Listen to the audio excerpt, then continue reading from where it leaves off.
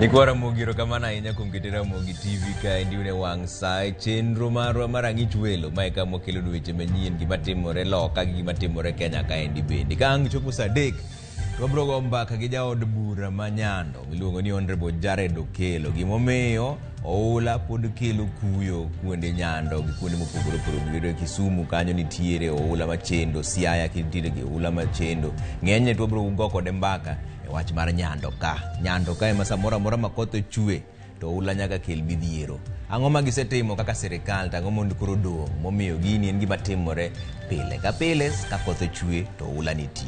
Mane mbaka ombro go kode nyalo oronwa pachi bende 2-3-6-00 mane kaka inyalo yudo. Anto nyinga Trevor Ombija jandeng'o panga jonyakach dendo nombija taya nyakwar guok kocha pesa. Magi weche manyien ma wan go. Riwruok Kenya Kwanza oyie mar golo oko jaod bura Edan Keinane komiti ma dhi twak gi Azimio kendo koro yawo thuolo ne twak.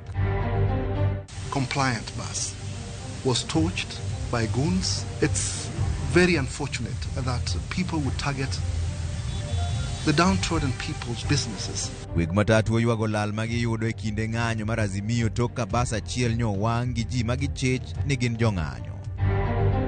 Pesa mar World Development Fund obed anchored a constitution nikech ene dongruok ma japiny dwaro momiyo yierwa. MCS koro ramo ni osach gi nyaka medi kendo bwogo thiro chenro mag ute bura mag county ka ywak gi ok owinji.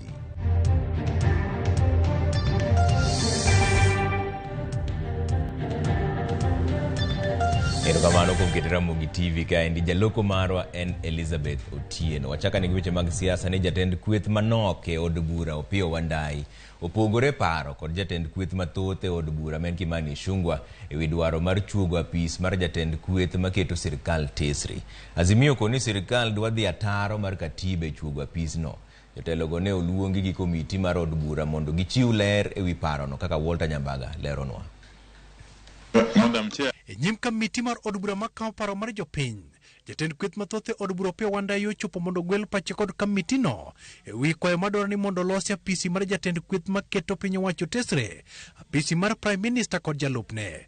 Ka Opiyo Wandayi golo chung' motegno mar jo od bura mag Azimio kendo gwenyore paro kod mago ma Kenya Kwanza e kama Wandayi okone kamiti no ni Azimio ok sir paro mar Kenya Kwanza madwaro ni mondo chuoga apisi no kokale od bura. If the creation of these offices were to be done according to the constitution, would you support them? So, Honorable Owino, if your committee were to recommend, go to a referendum, I can assure you that my coalition would be on the side of those who will vote yes for the creation of those offices. Azimio koni paro mar chuoga apisi makamano en paro mar duoko ji Building Bridges Initiative e kata BBI e gino mane jatend piny William Ruto ne okino ne wiye mokwongo. In fact, I wish Kenyans had, of course, had gotten a chance to vote on the BBI.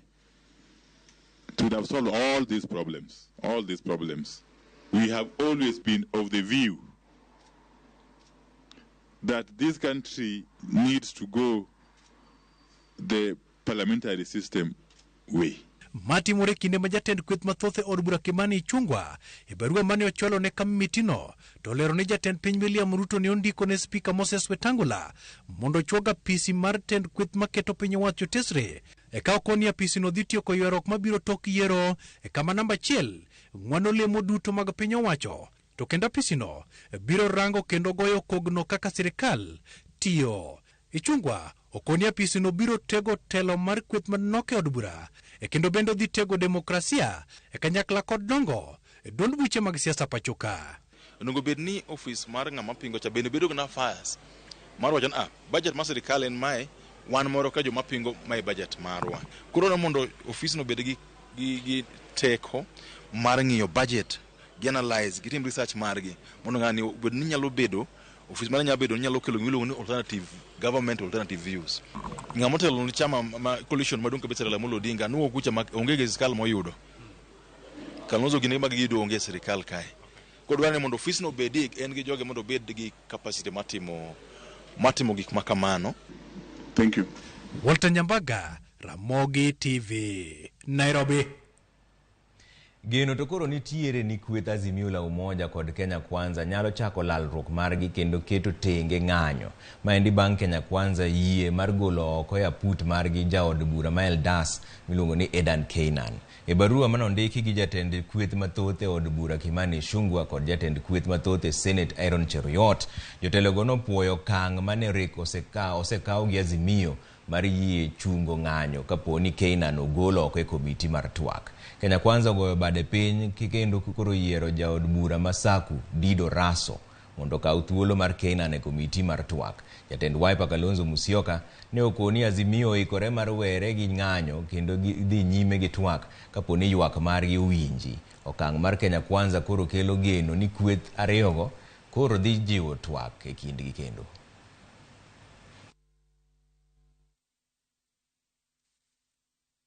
To kata kamano, weg nyamburko mag ting'o jowuoth e boma ma Nairobi koro wacho ni gidhi kawo okang' mar keto arita ne ohandgi kinde ng'anyo kaluwore kod lal manyo giyudo bang' ka matatu margi nyowang' kinde ng'anyo. Mana kaka Edwin Okoth leronwa, penjo pod to nitiere mathoth e wi weng'o mar nyamburkono.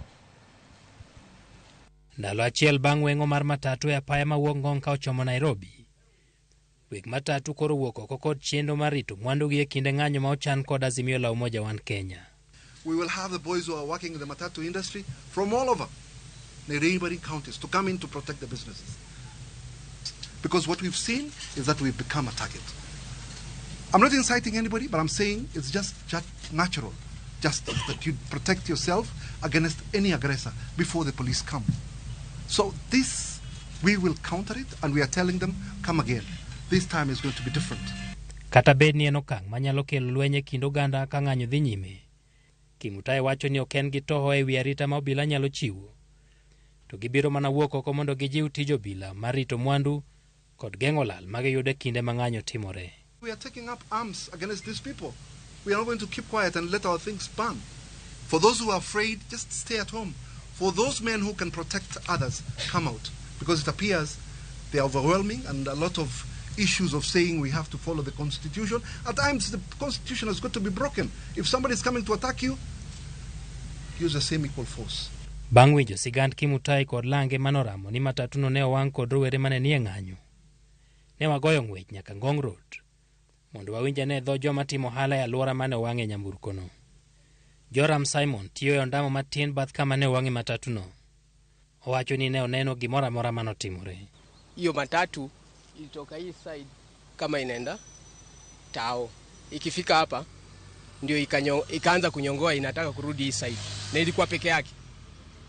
Sasa ikirudi hivi na vijana walitoka hii side ya huku, walitoka huku wakienda hivi. Sasa maaskari walikuwa pale wakakimbia wakaenda hivyo, matatu ikasimama hapa hivyo. Vijana wakakuja wakavuka hiyo baria wakaruka huko, ndio mmoja akakuja na mtungi ya 20 lita kama ameshika kwa mkono.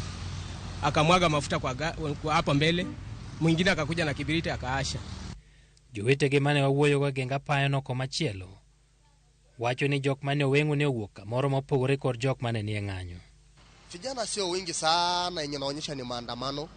Nika group tu ya vijana, lakini iliyotokea bado mahali gari iliyotokea. Walikuwa wamefuata hiyo gari na wakakuja wakaenda kumalizia hapo.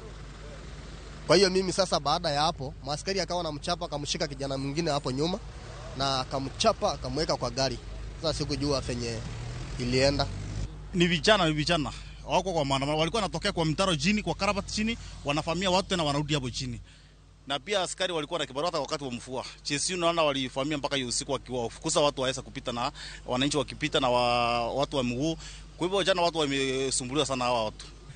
Wachore ni onge nyamburko mora mane nitie apaye no seche mane owang' nyamburko no. Kendo thoth gine dok chien chiegni kilomita 1 gi kama weng'o no ne otimore. Hiyo time mimi nilikuwa nimetokea side ya Kawangware, huko ndio naishi, nikikuja side ya Ngong Road. Ndio nilianza kuona tension kwenye nilifika Junction Mall, naona gari zikirudi na wrong side. So hata mimi nikashtuka ni nini. Kimutai gi wuon nyamburko wacho ni jariembo ne ogogi jong'anyo. Ka jariembo wuon to ni kod sigana mopogore. The driver who was assaulted, had to run for his life, is here. Driver akaniambia amepata shida, amepatana na goons hapo posta Ngong Road, na akatolewa kwa gari akapigwa. Alinipigia akiwa analia sana. Walipiga mawe kwa windscreen ikapita, kanimiss, kapata next abiria pika mkampata, so nikaona hakuna mwenye za bush gari, so ndio nikaona hakuna, otherwise kufungua mlango ikataa, nikaipiga mkono ndio nikaokolewa na hiyo souls hapo. Nyakundi mane riembo nyamburko no bende wacho ni obila ne ochunga kai wango matatu, na askari walikuwa hapo.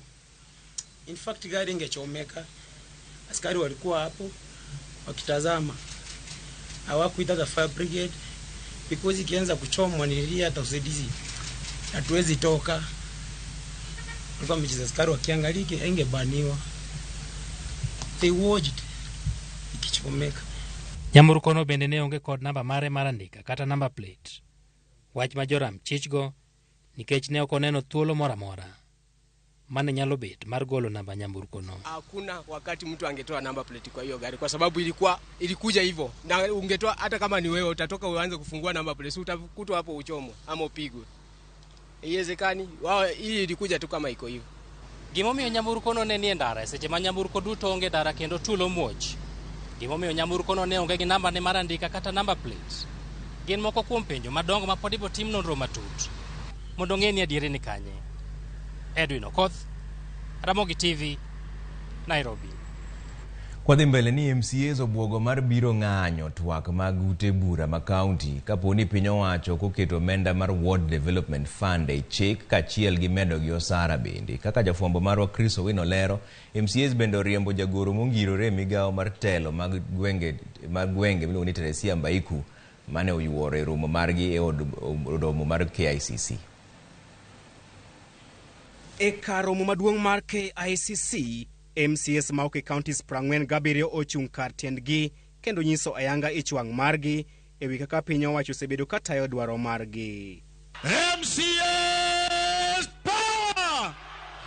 E yor nyalo hodia, jotelogo ochwalo dwaro 6 madito ne piny owacho kendo bwogo mar ng'anyo ne tije mag od bura mag counties poni dwaro makamago koketie tim e bwo ndalo 14 mabiro. Unless the above stated resolutions, being number 1 to 6, are considered within the next 14 days of their adoption, it is hereby further resolved that all the 47 assemblies shall adjourn indefinitely on the first official assembly sitting after the expiry of 14 days. Kaluwore gi romo makawuono, MCAs dwaro mondo pok mar omenda mar Ward Development Fund oketie pen chik kendo obed atamalo 40 mar budget mag sirikal mag counties. Wadwaro ni pesa mar Ward Development Fund obed anchored e constitution, nikech ene dongruok ma japiny dwaro momiyo yierwa. Ji duto te, obed MP, obed women rep, obed president, obed governor, nigi fund. To MCA mabe oyier kuom ji 6 gi bang' higni 5 to onge gi fund kata achiel. Nang'o? MCAs lero ni keto omenda makamano e pen chik dhi konyo e chenro maneno ni wards duto oyudo dongruok maromre. Ward fund is a very serious affair because kineno kata mna MPs, they can criticize the president because they have CDF.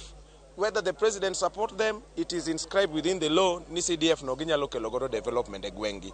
One kaka MCAs, we don't have ward fund. It therefore means ni you cannot even criticize, because if you criticize, development ok kele gwengi. Apart from weche mag misara, wach maduong' mwakele en wach mar ward fund. Ni ward ka ward e county Kenya ka nyaka bed gi gimiluongo ni ward fund. Kaka constituencies nigi NGCDF, wambe wakwayo kaka MCAs ni wabed gi ward fund. Kendo proposal mwaketo kaka wajumbe matendo ni atamalo 40 mar budget mar county mora mora of the year ward fund. Kendo wacho gi dwol maduong' ni mae madhi konyo jowa weche dongruok. MCAs bende oko pando ichwang' margi ne dwol mochung' ne chano osara mag jotij piny owacho SRC magi wacho ni osebedo ka duoko osara margi piny kinde ka kinde. Ewi mano, MCAs opwodho ni osara margi nyaka ngesi ka dwaro margi en ni ochul gi osara madirom gi atamalo 49 mar osara ma ichulo governors. That our salary as minimum here about the basic should be 49% of the governor's salary. Riwruok mar ute bura mag counties mong'ere kaka CAF bende oyudore e kom maliet bang' MCS podho gi duol achiel mondo keth riwruok makamano magiwacho ni osereme tich mare mar kedo ne dwachgi. Kirango riwruok mar jopuonj otel kod jopuonj wetegi. Kirango riwruok kata mar jo Kenya Power otel gi Kenya Power wadgi. Omiyo wan kaka MCS wadwaro ni riwruok marwa matete hakis okel lweny mondo CAF. Kaka yo margi ne piny owacho, jotelogo oriembo jagoro mongirore e migawo matelo mag gwenge Teresia Mbaika mane oyuoro e romono kagiwacho ni gidwaro mana jalup jatend piny Rigathi Gachagua. MCS mapacho kae oloso kod duol achiel motegno kagiwacho ni kinde oseromo mar keto omenda mar World Development Fund e pen chik kaka yo maber mar miyo MCS teko mar chwalo dongruok e pacho kae. Chris Owino, Ramogi TV, KICC, Nairobi. Jatend piny Kenya William Ruto romo kendo timo twak kod Prime Minister mar piny Japan Fumio Kishida manie limbe pacho kaendi. Kishida ochopo e Kenya kaka achiel kuom pinje ma ochano limo e Afrika. Nolimo piny Ghana kod Egypt kapok omolo pacho kaendi. Moko kuom weche mane gitwake oting'o tudruok mar ohala e kind Kenya gi Japan kod chenro mopogore opogore mag dongruok bende. During our meeting, I affirmed to His Excellency Prime Minister that his visit coming on the occasion of the 60th anniversary of diplomatic relations between Kenya and Japan is indicative of the primacy with which Japan accords Kenya as an ally. I assured His Excellency the Prime Minister that Kenya fully reciprocates this consideration.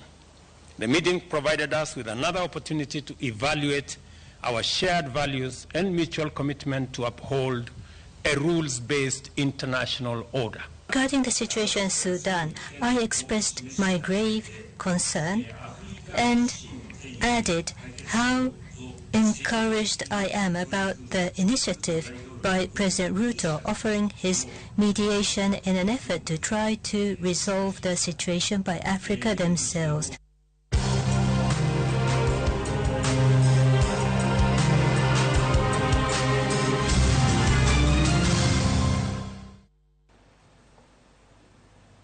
Odhiani weche mag nek Mashaka Hola ni bero mar ringre manogol e liete Mashaka Hola ne odonjo odiochieng' mar adek ka duoko mar bero mar ringre 4 mamoko noyangi ni ji 4 go ne ode ng'utgi ma owito ngimagi. Duoko no bende nonyiso ni ji moko 23 mamoko to nowito ngimagi bang' koso chiemo kuom thuolo malach kaka Lydia Okeyo oleronwa.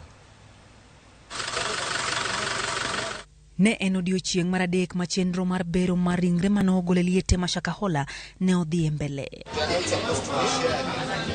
En bero mitime osiptal ma Malindi kotiele gi jabero mar piny owacho Johansen Oduor, bero manotim ne ringre 36 kuom mago manogol e liete Mashaka Hola.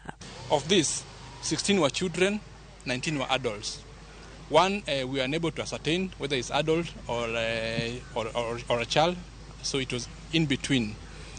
The number of males were 17 and females were 19. Bero go yango ni thoth oganda manoiki e bunge Mashaka Hola ne otho e yore magalagala kamoko to ne ode ma owito ngimagi. The cause of death from all of these, majority we found that they died because of features of starvation, which were 23 of them. 4 of them we found that they had asphyxia. And remember I told you asphyxia is someone who was denied oxygen prior to death. 7 of them we were unable to ascertain why they died because of the level of decomposition. Then we found a child who had head injury. We also found an adult who had a disease, coronary disease, because we found that she had a kidney and a heart disease. Nonro mar nyenyo mag dend dhano kata DNA bende no dhi mbele kama romo familia 22 no chopo kendo no nywandi e chendo no. Ka familia mamoko bende no donje kar kano ringre ma Malindi kagimanyo jogegi. Mimi natafuta sister yangu na watoto wake 3. Tumemtafuta kwa muda mrefu tangu tuliposikia hizi habari za kwa watu kule Shakahola wanakufa na kuzikwa. Na jana kuna kijana wa kule nyumbani tulipatana, akasema juzi kuna watu walisaidiwa kutoka huko Shakahola na akamwona sister yangu hapa General. Ndio maana nimekuja nikaingia kila mahali, hakuna. Ndio tumeambiwa kuwa kuna wengine wametolewa hapa wakapelekwa kule Premium. Nyakisechegi osetim bero ni ringre maromo 70 kod 6 kachendo ni korigeno ni biro dhi mbele nyaka chieng' tich ang'wen jumani. Lydia Okeo, Ramogi TV.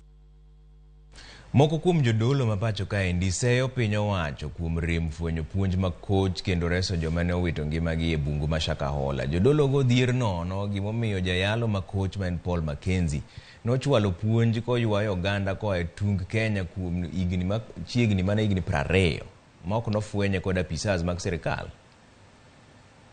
The narrative being driven that the churches and by extension religion need to be regulated is a facade meant to divert attention from the real problem, which is that the state has failed to play its role in dealing with crime.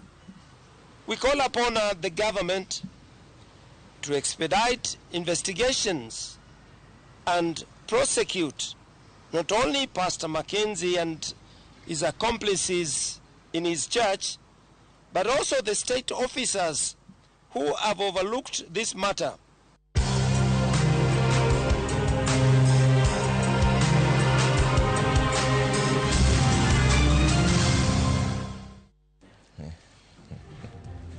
Wadi yu moro matin podwa yuare gi Jaka Black ka kodwa biro somo weche tuke lakini obro somo.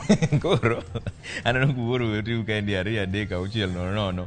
Ramogi TV and Evans Oyuga Wasonga Wood Konge Amor kod jo Azimio kigilok pachgi. Erokamano ahinya Evans. Ramogi TV moro wa kaka ukelonu habari an Pastor Omondi Otiche mar Gemo Nyenyore mos na jaoda Sara Atieno mano Nyaseme Giolo Oyanda. Pastor erokamano ahinya ng'eni nikete Ramogi TV ka pile pile wamor kodi Pastor. Ramogi TV and Sharon Obonyo mar Kanyadoto koth masani ni omako mana dhowa nono wawinjo habari kendo waneno gi jaduong' Obonyo Nyawade wuod Kanyadoto. Erokamano ahinya kuom kete Ramogi TV kaendi. Ma Abibo mar paw ndege kadem koni Ramogi TV ler.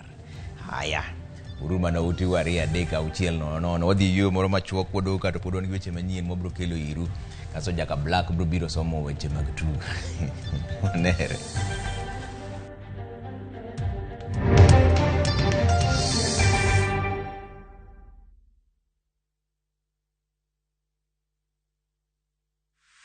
Is bad breath getting in your way? FreshMed mouthwash is formulated with fluoride and essential oils designed to fight bacteria that causes bad breath and tooth decay, working to give you a stronger enamel, fresher breath, and healthier gums. For better oral hygiene, try FreshMed today. Available in ice mint and spearmint flavors in all outlets near you. From Tropical Brands.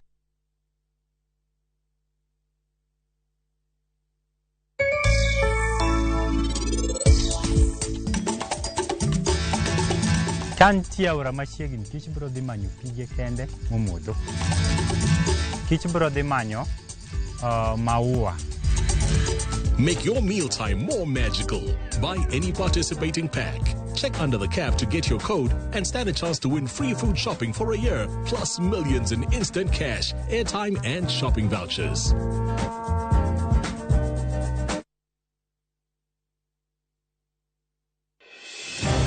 Tichang'wen tarik 4 dwe mar abich tudri gi Sharon Ong'ao e chenro mar pogore ka osir gi bengi mar Equity kama wabiro kelo nie sigana mar Christina Rodi. Korana adwaga na ti mondo ng'ato ng'e tija omiya pesa then okel na jok moko mane emijingo man ga godo kuom tija. Kod pok mare mar twang'o lewni kod loso akala e gwenge mambita. Pogore saa 2:30 nyaka saa 3 okinyi. Ramogi TV.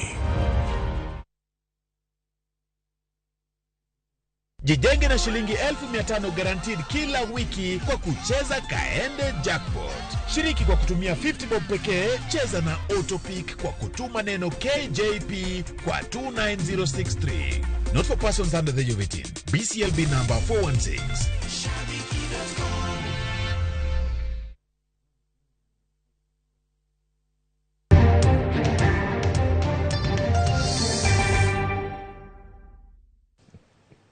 Erokamano kuom keto Ramogi TV ka wadhiane mbele gi weche manyien ni jodak ma kwan gi ohewo 12,000 e kaunti ma Kisumu medo dar e miechgi nikech midhiero mar oula ma sani koro kwako gwenge mathoth. Oula ma kamano bende ema okelo midhiero e gweng mag West Uyoma e kaunti ma Siaya kama cham bende nokethore e puodho. Millicent Adhiambo ni kod ler mar wachni. E thuolo mar jumbe ariyo sani, jodak mopogore opogore e kaunti ma Kisumu osewito kuondegi mag joot kokalo kuom oula. Kuonde ma joma ne oula ohinyo, igni mosekalo ne ojote, bende okotony e lako oula no. Kaka piny medo ru, koth medo chwe, kendo bende kaka kuonde kod kwan joma oula medo ywero, dhi malo. Pio dara gi gimoro amora, kata kama dage onge. Sani kama wachung'e kani, ma en wang' yo madhi e skul Ragumo. Ofunyu bendo pongo, Ragumo pongo, Yola bendo pongo e Kisumu Istika. Nyithindo dhi yawo skul kochomo kanye, ohala kethore Ragumo ka te. Gimoro sa ochiko pino monjowa ma ojogi duka te ajaba law ga laro godo mana pi. Pi oturo na dala. Makata tero ng'ato ken miriambo to neno kaka pi olworot motieko. Makata kama bedie onge. Koro kata kama tedie ana swekora e Ragumo ka hauso mana nyoyo. To nyoyo no koro kama dhi chwake onge. E sama giseyo jotelo mane giyiero e lemo mopogore opogore mag siasa, giduol achiel, konyruok ema giywago kowuok kuom sirikal. Koro sani wadak marach, wakwayo mana kony kowuok kuom Kisumu country ka gikelnwa kony mondo wang'e kaka nyalo dak nikech kaka wadhi ka sani onge giwose dhi te mon wewa an kama duka mantie na jegni 63 to ka dhako weya sana dhi dak MP man wayiero en mar jomotho en okelo pesa ka okelo mago ka ji otho gimo nyalo konywa godo onge omiyo sani wan gi tabu wakwayo sirikal mondo miyo konywa ngima sani tek to ma wan go moseloso matin be pod pi dhigo nikech pi opongo kamoro amora wadak e sikul nyo dhako seweya jowadwa kwa ka dhako nyo minyoro atimna nade serikali saidia tutaenda wapi MCA uko wapi MP uko wapi Seneta uko wapi Gavana uko wapi drainage inaleta hii shida yote kama drainage ingekuwa mzuri hii barabara ingekuwa mzuri na hii maji ingekuwa inaenda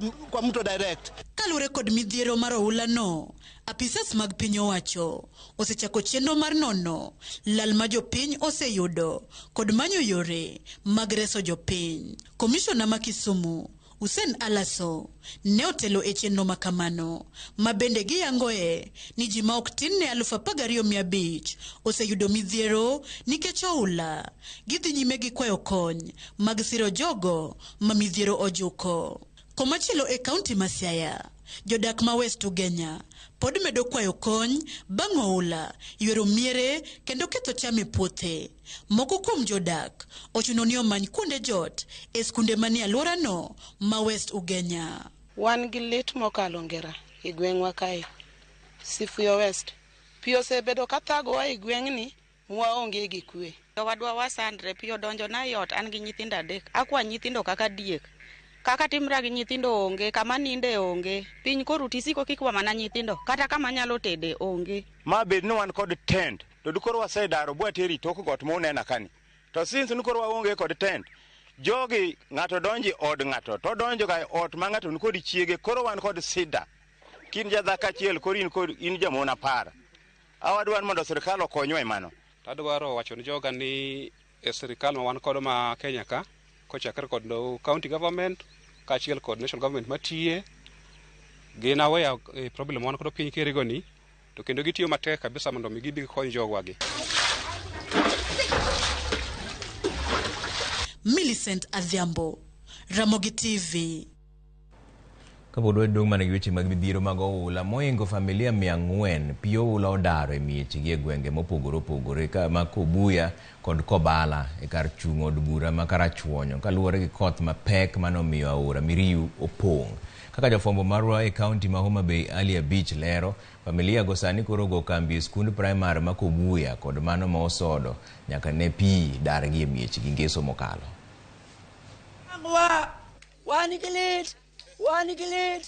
Wanigilit mang'eny Ya jowa.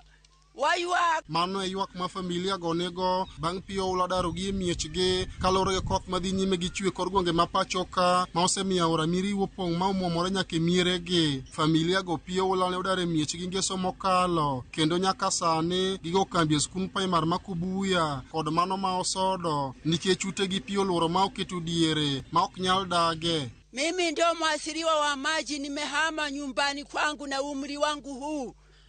Nina huzuni na majonzi mengi. Watu wanapita na maji. Kuku zimeenda na maji. Kondo, buzi. Inatubidi tuhame manyumbani ili tukae shuleni. Pamoja na kuwa kazi ya Mungu haina makosa, lakini tumeathirika. Wayudo chandruok maduong' ahinya ka pi wuok oko kendo nego gige wate.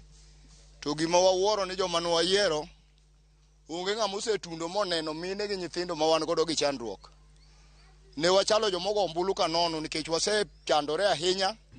Giywak ni gikalo ngima matek mokalo e kambi kama koro gi joteno kalure ni onge kony moro amora mar chiemo kata kony mamoko magiseyudo kuom migepe mag piny owacho. Pi osemwomowa kendo wasebede kampu ka kuom madhi juma. Onge gimoro amora mwaseneno kaluwore kod sirikal moritowa. Onge gimoro amora mosekelnwa machalo chiemo.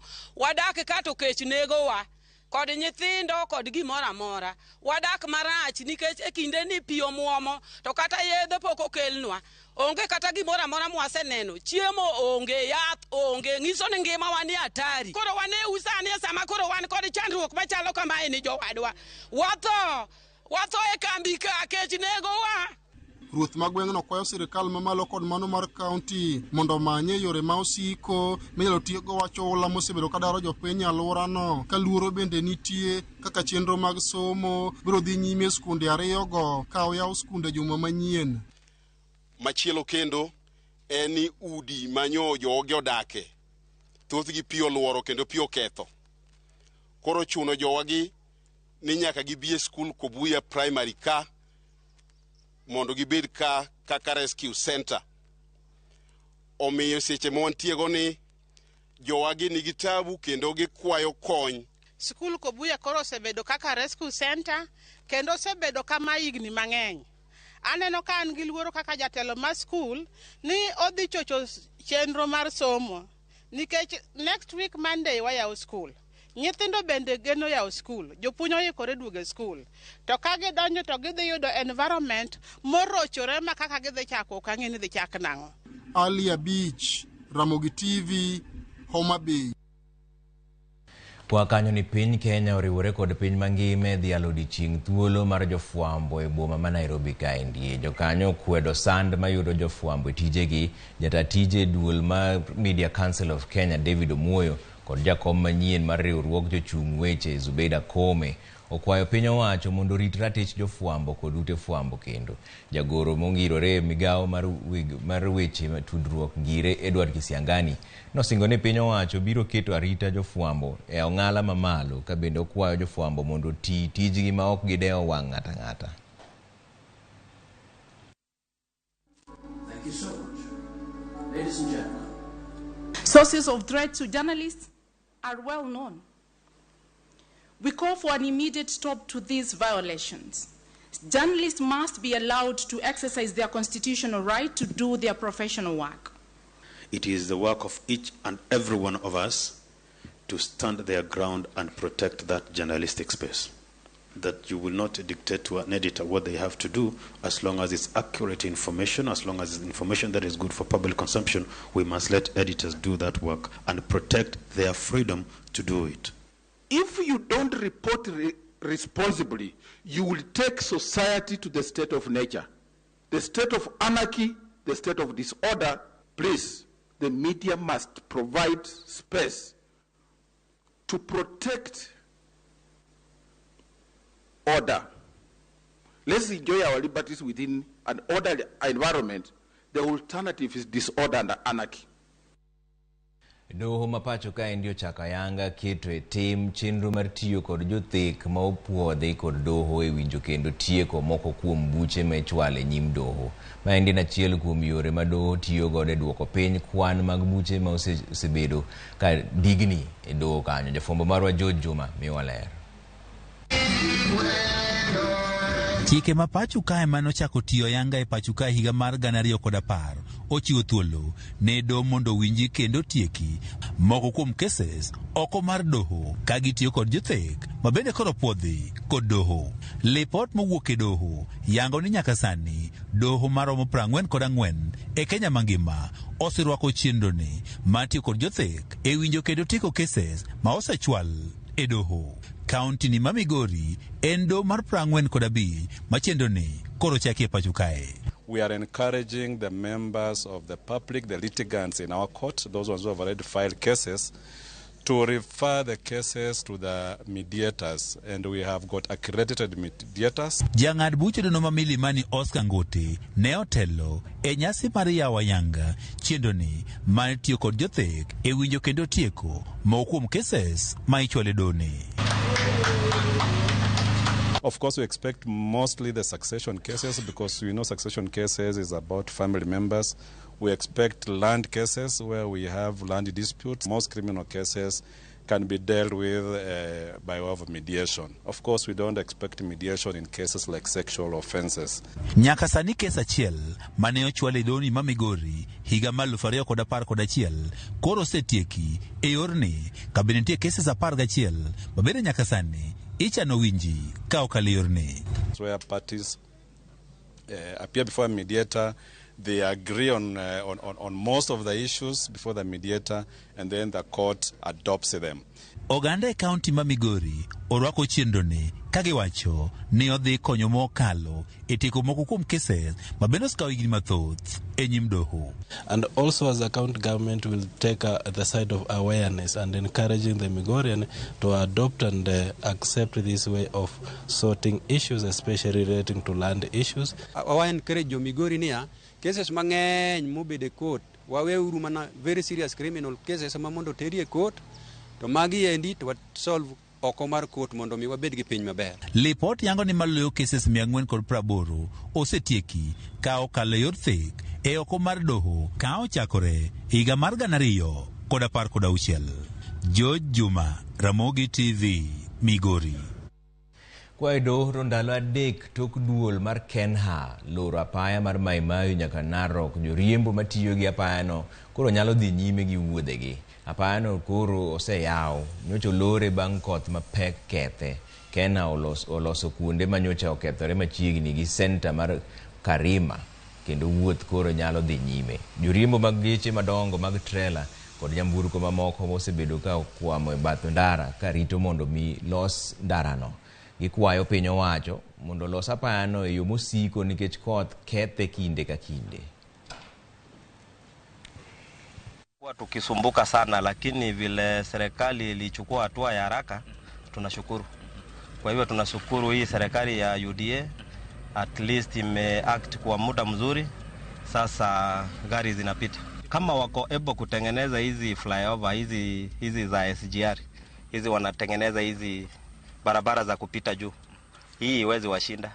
Kwa hivyo wanaweza tengeneza kitu kama concrete columns hapa mahali inavunjika juu ilivunjika last time hapo, this time imevunjika. Kwa hivyo wakitengeneza concrete alafu waweke ka flyover, hiyo ni lasting solution. Kuna mwaka mwingine ilikuwa imekatika pia 2018.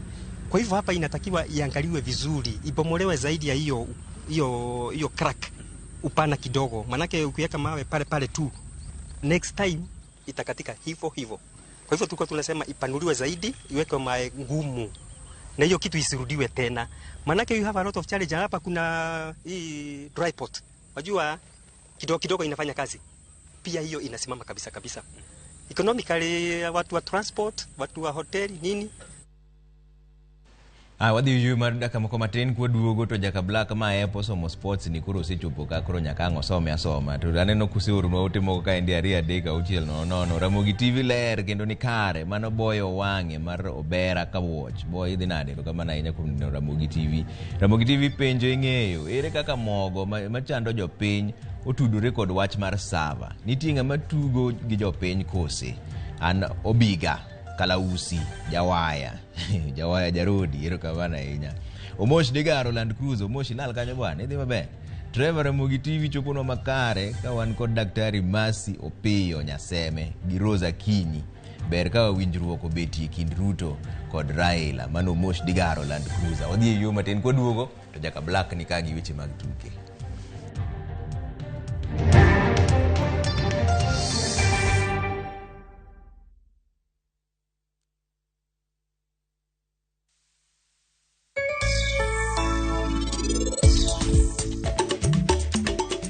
Kich ok dhi kwaya gimoro kowuok e ofuka.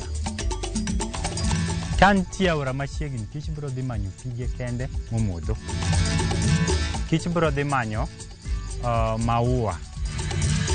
After every 3 months titimo harvesting. Nyiso ne higa inyalo timo harvesting didek. Pith mar kich en agribusiness.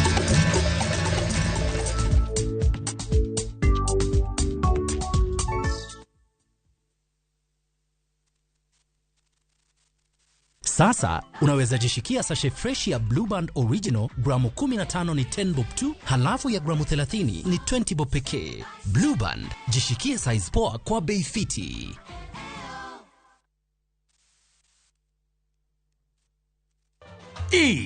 Minwa, agal toto, abebo. It's been a while, but you're looking so fine. And let me ask, have you eaten? Have you taken lunch? Don't punish yourself. Let me wire something kidogo kwa simu. Is 70,000 enough? Hii weather iko na baridi hawa. Should I book some hotel in Diani or Zanzi?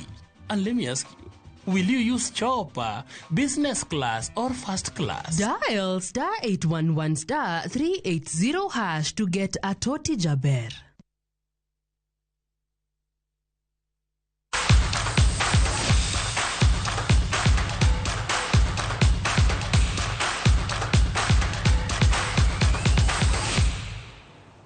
Machiegni e weche mag tuke nyinga Milton Jaka Black.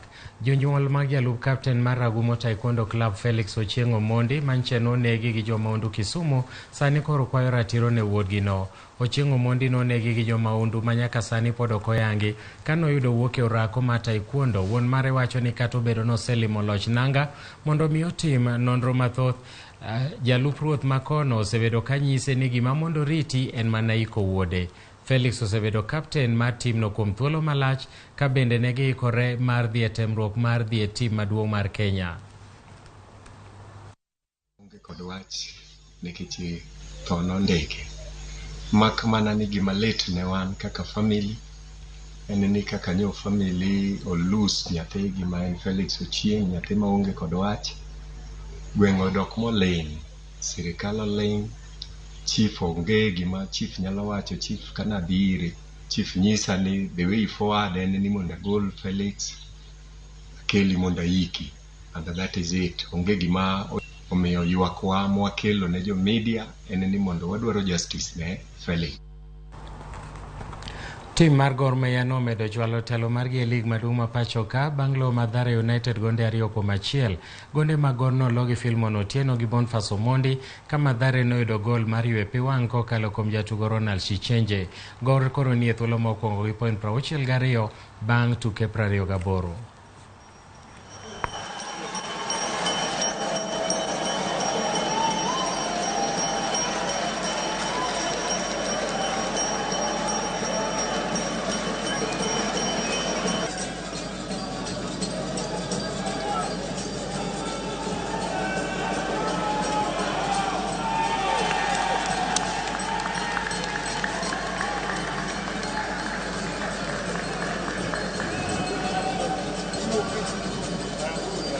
pitch was a little bit heavy, ball was moving slower for both teams, but you can't use that as an excuse. You've got to play the passes with a little bit more energy. So, I think we did enough to win the game. We created some chances, and we were disappointed with the goal we conceded because it was an area we knew, look, Matari generally attack with their wide runners, Alap matuke ma Kinoro Stadium e boma ma Meru en achiel kuom pewe mathoth mosebedo kiloso mondo mi okony oganda. Jagoro mongirore migawo matuke Jonathan Mweke nochopogo wang'e tich matiyore e pauno ka nyaka sani oseyangore ni tich mar gundho pauno pok orumo. Nowacho ni pauno onego tiek gero mapiyo mondo mi ochiwe lwet jopiny. Bende wacho ni deko tieko gedo mar pauno kelo lal mathoth e yore mag nweng'o. Asante sana. Asante.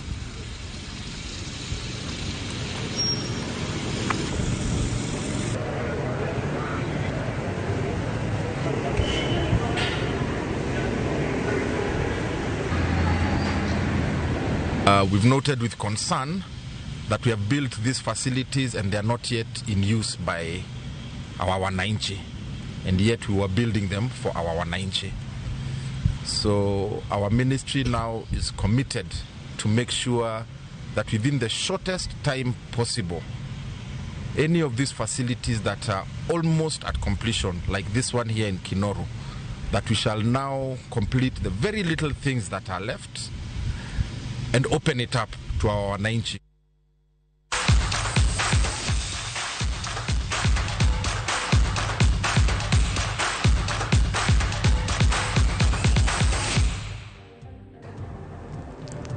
Mane kama tieke weche mag tuke gi sani mamoko koromo saa 4 saa 3 bang'e noero wabro kelo ni mathoth e weche mag tuke. An iluonga ni Milton Ochieng, Jaka Black. Jaka Black ywak ni duonde rach koro saa 3 ok odwa somo gini. Saa 3 wang' ni konyo jo ka duonda lal chal gima ng'ato deya. Saa 3 kang no nere anto nyinga Trevor Umbija jandingo panga jo nyakach deno Umbija tai anyakwar guok kocha pesa. Elizabeth Otieno wacho ni wanere saa 3.